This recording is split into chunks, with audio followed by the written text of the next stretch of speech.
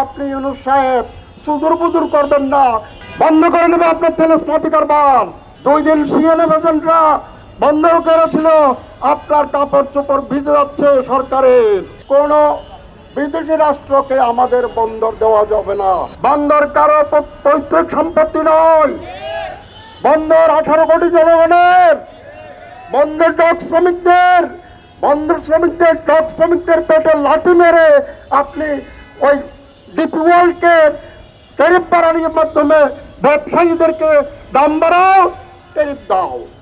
শ্রমিককে ঢুকতে দেবে না, গেট পাসের টাকা 30 টাকা থেকে 257 টাকা করে।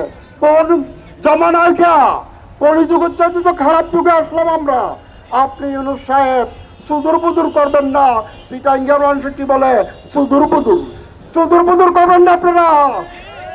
এই সুদূর বুদুরকে চট্টগ্রামের সংগ্রামী জনগণ, সারা বাংলাদেশের জনগণ, সর্বোপরি চট্টগ্রাম বন্দর ডক শ্রমিকরা, লেসিং আসলেসিং শ্রমিকরা, সিএনএন এজেন্ট শ্রমিকরা বন্ধ করে দেবে আপনার তেলস্মাতি কারবার। 2 দিন সিএনএ এজেন্টরা বন্ধ করেছিল, আপনার কাপড় চোপড় ভিজে যাচ্ছে সরকারের।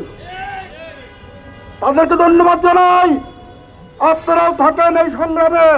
বন্দর ডিপি ওয়ার্ল্ডের কাছে গেলে তারপরে দেখবেন যে হয়তো মনে করছেন আপনাদের গায়ে তাপ লাগছে না, তাপ লাগা শুরু হবে।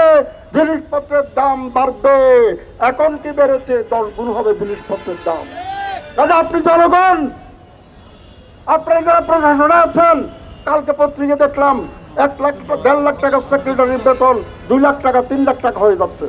আমরা তো পুরো আঙ্গুল চুষবো?